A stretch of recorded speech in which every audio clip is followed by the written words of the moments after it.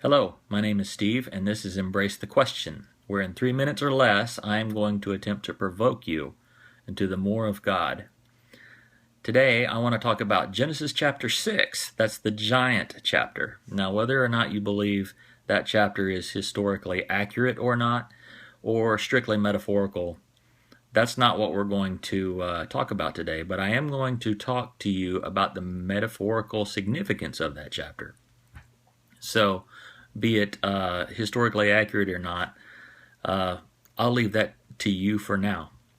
That's the chapter where we see that the sons of God, Benai Elohim in the Hebrew, look upon the daughters of men that are dwelling upon the earth, and they come down and they have a race. They begat a race of giants, men of renown. Right?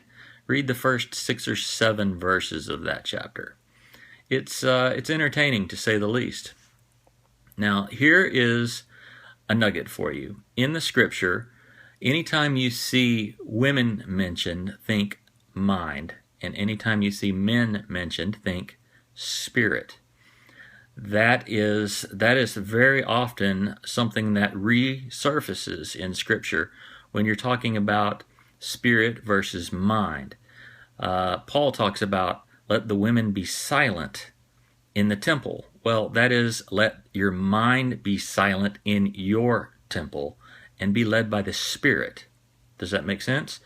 So in this account now, as we go back to Genesis chapter 6, we see that heavenly ideas, spiritual ideas, come down and mingle with earthly mindsets, right? And what we have when we mix the two, heaven and earth, spiritual and fleshly, we get strongholds or giants in our lives. We create trouble for ourselves, and these giants greatly grieved God. So he said, I believe, man has become flesh. He is no more than flesh, and he is grieving me. So reread that and consider what happens when we mingle the heavenly with the earthly. It was never meant to be. So that's our lesson for today. If you like that kind of teaching, this type of revelation, then please consider subscribing.